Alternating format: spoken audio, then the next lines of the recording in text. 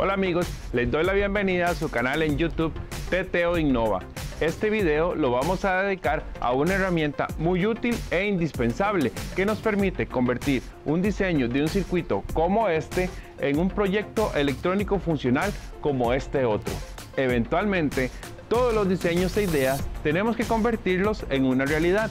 Esta herramienta se utiliza también para realizar pruebas, explorar un componente electrónico que no conocemos, optimizar o depurar un circuito y también definir si un proyecto es funcional o lo tenemos que desechar y tirar a la basura.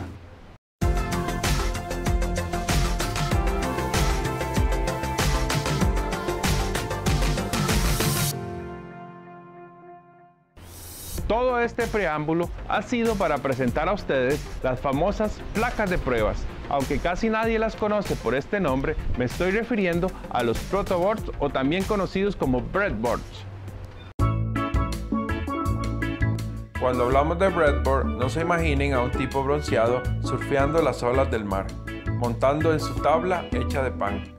Es que este nombre ha sido heredado de los pioneros en la electrónica. Hace mucho tiempo, a inicios de los años 1900, ellos creaban sus diseños en tablas de madera que se utilizaban para cortar el pan. En esos días se colocaban clavos o tornillos sobre la madera y los unían utilizando cables de cobre. De esta forma lograban montar el prototipo del circuito. Actualmente, para construir prototipos se utilizan los protoboards o breadboards. Su diseño es muy ingenioso.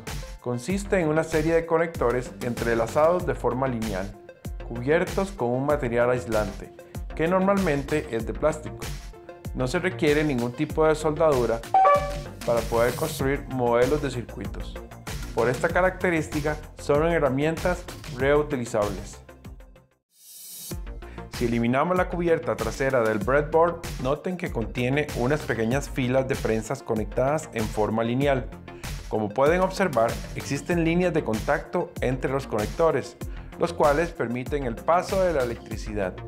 Los conectores o huecos están entrelazados unos con otros en forma lineal, pero cada una de las líneas no hace contacto con las otras líneas paralelas.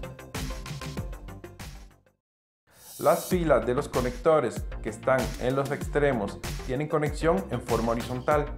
Normalmente estas líneas o filas se utilizan para realizar la conexión de las fuentes de poder o se pueden utilizar como un bus compartido. En la parte interior del protoboard encontramos una gran cantidad de conectores, pero estos conectores, a diferencia de los conectores externos, comparten la línea de conexión en forma vertical. Los conectores internos están separados en dos grupos por un separador central. Esta es el área donde colocamos los dispositivos electrónicos para realizar las pruebas. En realidad, no existen reglas estrictas de cómo distribuir los componentes electrónicos en el protoboard. Todo depende del diseño que deseamos probar o poner a trabajar. Pero lo que sí debemos tomar en cuenta es que si un componente lo colocamos en forma errónea o colocamos mal una conexión a la fuente de poder, es muy fácil crear un cortocircuito.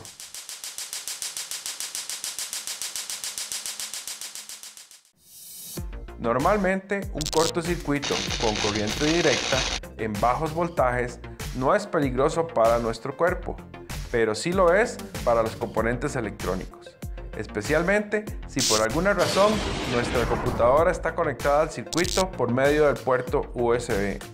Por eso, siempre es bueno realizar una inspección previa al circuito, antes de conectar cualquier fuente de poder y también desconectar la fuente de alimentación de poder del circuito cuando realizamos algún cambio de posición de los componentes electrónicos. Los componentes electrónicos o ICs que son compatibles o amigables con los protoboards son los encapsulados tipo DIP, o sea, Dual Inline Package, resistencias, segmentos LED, transistores, etc. Estos componentes que tienen una separación entre sus patillas de 1/10 de pulgada o de 2.54 milímetros. También es compatible todo tipo de componente electrónico que posea patillas largas, como estas, que se pueden doblar y acomodar. Para realizar las conexiones entre los componentes, utilizamos cables prefabricados como puentes o también llamados jumpers. Estos cables se pueden adquirir en las tiendas de electrónica o los podemos fabricar nosotros mismos. Les recomiendo utilizar cable AWG 22 o 24 tipo sólido, pero nunca utilizar cable trenzado. Basta con cortar las puntas de las terminales y listo. Cuando trabajes con componentes que poseen cables muy delgados, como por ejemplo estas resistencias, te recomiendo doblar el cable por la mitad de esta manera y así tendrá mayor superficie de contacto para evitar ruido en el circuito. Ahora vamos a realizar algunos ejercicios conectando un LED y una batería de 3 voltios al protoboard.